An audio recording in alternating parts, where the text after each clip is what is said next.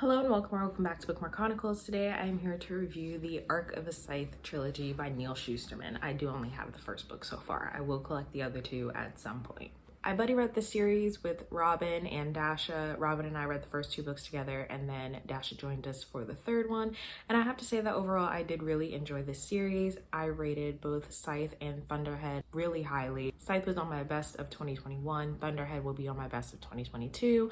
And while I liked the ending, the toll, I didn't like it as much as I liked the first two, but overall really enjoyed it and would definitely recommend this series if you're interested in fantasy and AIs and a sort of utopia gone wrong. In this world, death, sickness, disease have all been conquered, and essentially everyone could live forever. However, there are scythes who go around and glean people or kill them, essentially as a way of population control. So we're following two teenagers, Citra and Rowan, who have been chosen to apprentice for a scythe, and we follow their journey as they're being taught the ways of the scythedom and the philosophy of gleaning and all of these other super interesting things. So again, I definitely enjoyed the series and would recommend it if it sounds like something that you might be interested in, but if you have not yet read Scythe and would like to, this is your official spoiler warning. So like I said, I really enjoyed Scythe. I ended up rating it 4.75 stars. I really enjoyed it, and I was a little surprised at how much I enjoyed it. It was a 5-star prediction for me. However, I was a little skeptical because I wasn't really sure if I was going to like it, and I hadn't heard a ton of people talking about it, but it definitely delivered. So as per usual, I'm going to start off with characters, starting off with Citra Terranova. That's what she's known as in the first book, so we'll stick with that. Before I talk about Citra, let me preface this by saying that I really did not feel super connected to most of the characters by the end of the first book, but I was still intrigued because of the world. Just keep that in mind. Citra, it's not that I dislike her, but I didn't always agree with her actions or her decisions.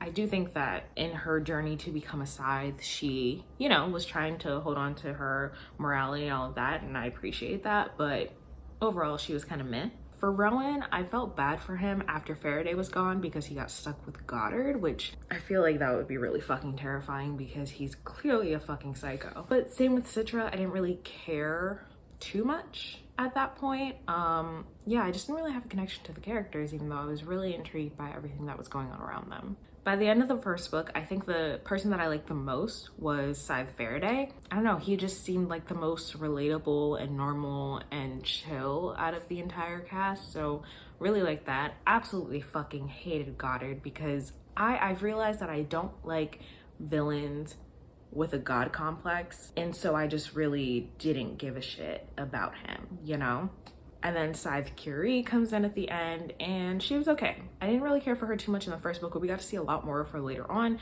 and I ended up really enjoying her as a character. I guess I should also mention Tiger, who was Rowan's best friend, and he plays a role later on. I didn't care, to be totally honest. Like, he's not the kind of person that I would be drawn to in real life. He's going around and making himself deadish for fun, and I kind of think that's weird. So those are my feelings on Tiger.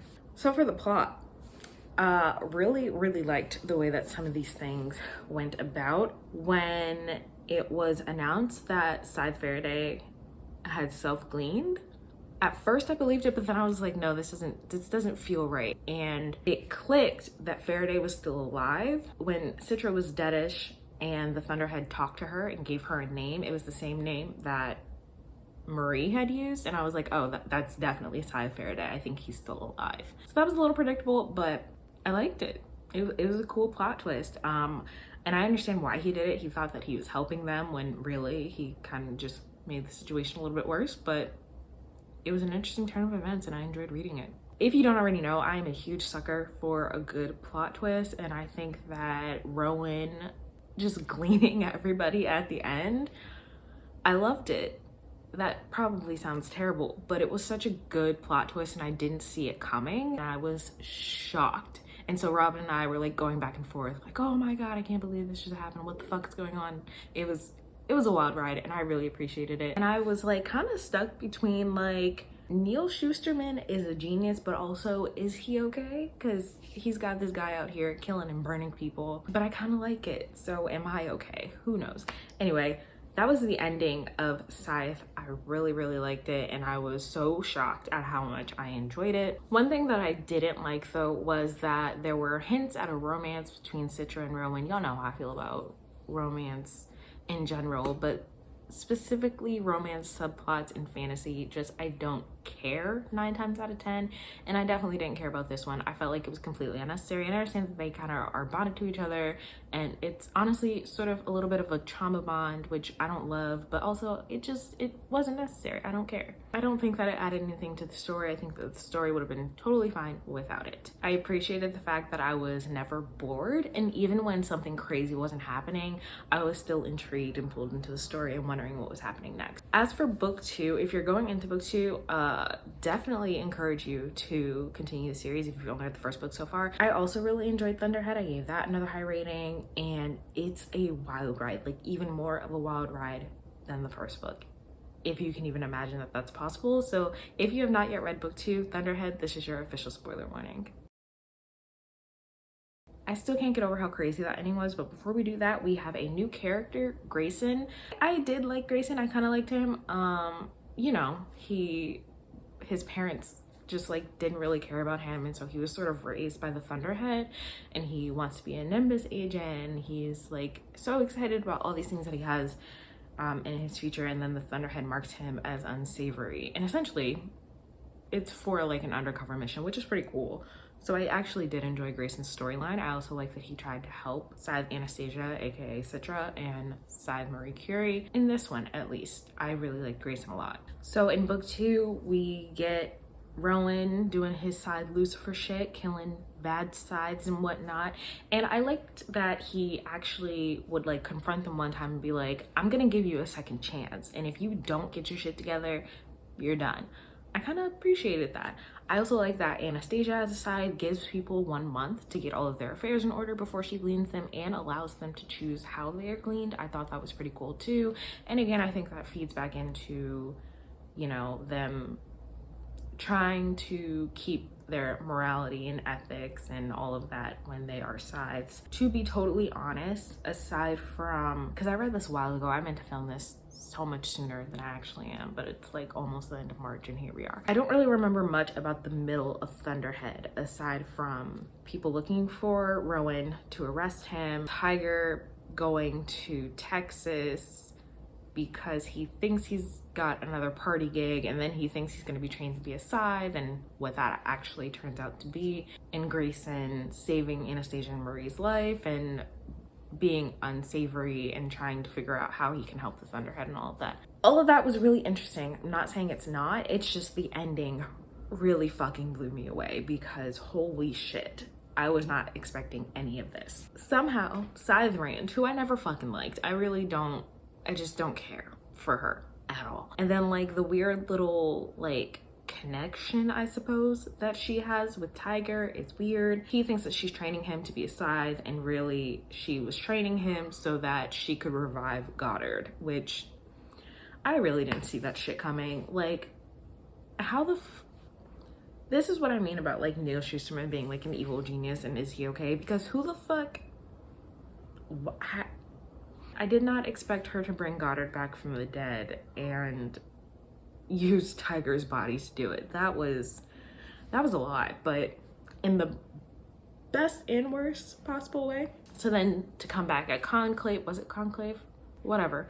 I wanted Marie to be High Blade because I think she's great. And I was like, oh, she's definitely gonna be Goddard, like whatever. She's got this in the bag. And then Goddard literally tried to kill everyone. He tried to kill the entire Mid-America side of them, and oh my god, I was not expecting that at all. And then Marie tries to save Rowan and Citra, preserve their bodies so that they can be revived eventually, and then they glean everybody and glean themselves. And I was listening to the audiobook, which by the way, if you want to read the audio, they are exclusive to Audible, which is unfortunate because the audiobooks are great, but you can only listen to them on Audible. But oh, it was really good. I was like washing dishes while I was listening to it, and I like stopped and like turned everything off, and I was like, wait a minute, this can't be happening. This isn't real. No, because why would he do that? Why did you do that, Neil? But it was absolutely wild and I absolutely loved it. And then the Thunderhead losing its fucking shit, like just going fucking crazy, marking everyone as unsavory except for Grayson. I thought that was a good turning point in his storyline, but wow. I think I actually like this one better than Scythe. And it's very rare that like the middle book in a trilogy is like, you know, the best one to me, but I think that Thunderhead is definitely better than Scythe because I just wasn't expecting any of that. So obviously my dislike for this book was Goddard's revival. I fucking hate Goddard, and the tiger's body thing is weird. I also don't understand why Rand is like attached to him. Like, I don't know. Whole thing just felt weird, right? And then my likes were pretty much all of the plot twists and all the crazy shit that happened at the end because I didn't see any of it coming. There was no way that I would have been able to predict any of that, let alone thought of it like from my own brain. However, finishing Thunderhead did leave me with a lot of questions. So I'm looking at my computer, by the way, if I'm looking off to the side. So my questions for the toll were, will Goddard ever find out that Rand was the one that helped Rowan escape? Will Rand and Goddard kill each other? Because that seemed inevitable, right? How long will it be until Citra and Rowan are found? What will the Thunderhead do next? Because I wasn't expecting it to lose its shit like that. I thought that maybe it would finally interfere inside matters, even though technically it's not allowed. Oh, I totally forgot about Faraday's assistant. I don't remember her name. I didn't really like her, to be totally honest. But Faraday and his assistant realized that there was a blind spot in the Thunderhead's whatever. I don't know what to call that. And they ended up going to this random ass island. And at the end, I was like, wait a minute. Faraday doesn't know anything. Faraday doesn't know that everyone is dead because he's on this remote island. They have no contact with anybody. And I was like, oh my God, like what the fuck is he gonna do when he finds out? I also wondered if Goddard and Rand would kind of just like go crazy and just like throw all morality out of the window and just start cleaning people left and right just because. Those were my predictions for the toll. I will let you know if I was right about those in just a second. My other final thoughts on Thunderhead were that I really, really, really wanted Goddard to die. And that at that point, I still wasn't attached to Citra and Rowan, but the reason that I kept reading, the reason that I was so into it is because I was attached to the world. So if you're the kind of person that like needs to feel a connection to characters, maybe you'll get that in here. I did not, but the world itself was enough to keep me intrigued. I mentioned a little earlier that I did enjoy the toll, however, I didn't enjoy it as much as the first two books. If you have read the first two though, I would definitely recommend reading the ending. It is satisfying in a sense, even though I didn't enjoy the way that all of the storylines ended. But if you have not yet read the toll but would like to, this is your official spoiler warning. Okay, so for the toll, I ended up rating this 3.5 stars. Not bad, just not as good, not as exciting as the other two.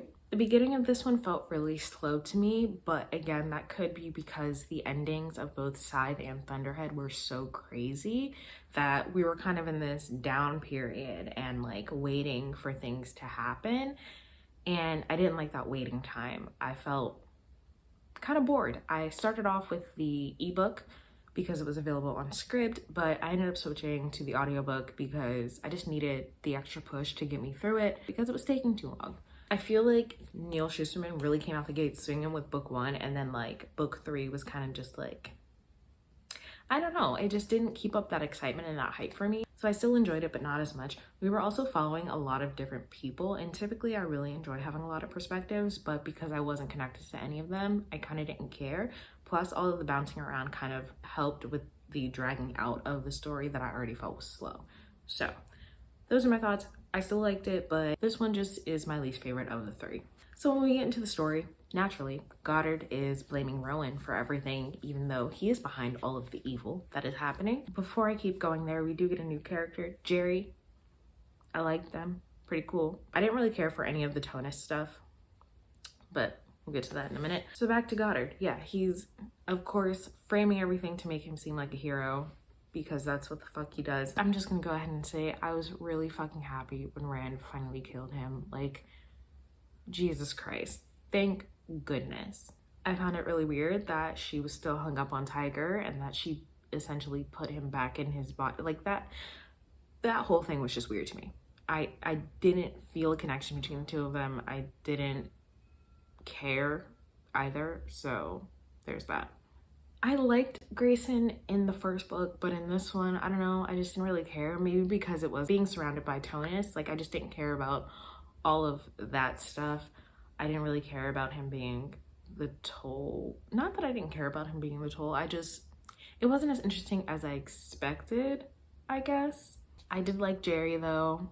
Don't know how I feel about their relationship, especially because it kept being hinted at that they had feelings for Anastasia maybe, and then they ended up with Grayson, I guess, and I don't know. None of the romances here made sense to me. Surprise, surprise. As for all the side characters, Loriana Manira is the assistant, right? Yeah, I think. And Morrison, didn't like Morrison. Never liked Morrison. Don't really care about him. Manira's okay, I guess. I don't know. She kind of got on my nerves at the end when Anastasia finally came to them and Faraday, you know, was really excited and she got jealous. And I'm like, girl, this man has been grieving for like ever and you're being selfish right now. Shut up. And then Loriana, yeah, I didn't really care for her either, or any of the Nimbus agents, really. I also didn't like Mendoza. Just didn't care, and I was not mad that Rand let him die, so there's that. The Thunderhead in this one, the little therapy sessions that it was having with itself, weird, but okay. And then it created, what's that thing called? Cirrus. I don't mind that Cirrus is there, but the way that the Thunderhead like temporarily took over Jerry's body, that that was weird. I don't like that. That didn't need to happen. Also, the way that it figured out how to get all the supplies and everything needed to the island without letting anybody know what was going on the island, but also while still having everyone marked as unsavory, that was kind of interesting. I kind of enjoyed that part. And of course, I'm not surprised that like Goddard has been like doing shady shit since beginning of time, but all of that coming out was also pretty interesting. I also thought it was interesting that all of the founding sides basically ended up killing each other, and their fail-safe was literally just to introduce disease back into the world and disband them completely. Like, not what I expected at all, but okay. Made for an interesting plot twist, so I definitely appreciated that. I guess it made sense that it took like 3 years for Rowan and Citra to be found. I mean, honestly, I guess if it weren't for the diamonds, nobody would have looked for them in the first place. As far as the ending though, with Citra being deadish for like 117 years or some shit, and Rowan being with the dead bodies to go to the planets and whatever, I don't know, it was weird. Like, she wakes up and he is there and like, you know, they're gonna make a life together, and I'm just like, I don't care. Like I said, I never believed their romance. Didn't feel any connection, any chemistry. I just didn't care. I could have done without that. And again, because I read this so long ago, I don't really remember anything else, so that's that. Those are my thoughts on The Toll. It was pretty good. I did enjoy it. It was a wild ride. Book 3 started off a little slow though, and I wish we could have sped that one up, but it was still good. Honestly, if it had been shorter, I probably would have given it a much higher rating. So there's that. Yeah, I'm still really glad that I read this series. Would definitely recommend it to others. Let me know if you've read any of the books from the series or if they are on your TBR. Otherwise, that's all I have for you today, and I'll see you in the next video.